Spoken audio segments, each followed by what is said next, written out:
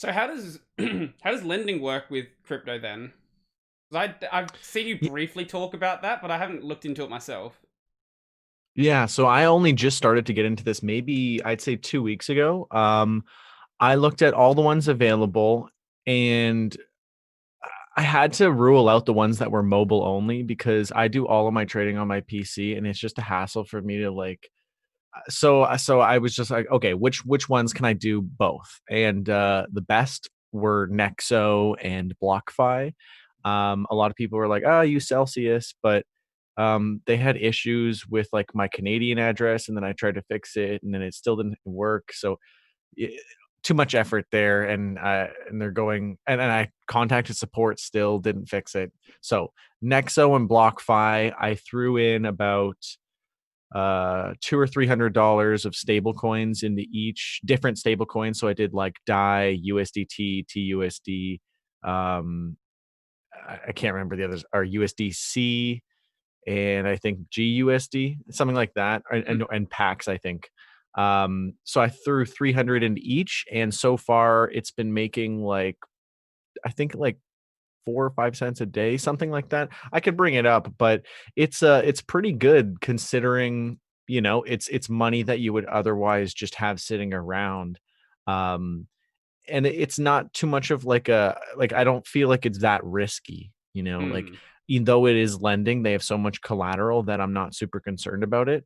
And it's going at about 8.6%. So right now, I only put it in very recently, and on BlockFi, I've got 38 cents earned so far. And I'm not going to bother logging into Nexo because it's going to make me have to two-factor authentication Yeah, yeah, all everything. good. But on BlockFi, I've got 38 cents so far. So, it's definitely lucrative. And I also invest in crypto real estate, realty, I was gonna like ask you just about that real and one. then capital T. Yeah, yeah, that's another really good one. I'm getting about 93 cents a day from I have 5 properties now and a few tokens in each, and then in total, that's getting me about 93 cents a day. Yeah. Or no, sorry, 93 cents paid out every 3 days, so it's more like 31 cents. Um, because they've been paying out less often just because of the high gas fees so that they can pay us more without us losing money in the fees. So yeah, 93 cents every few days is pretty good to me. And I just posted something recently where I was like, that technically will pay for eggs for the rest of my life.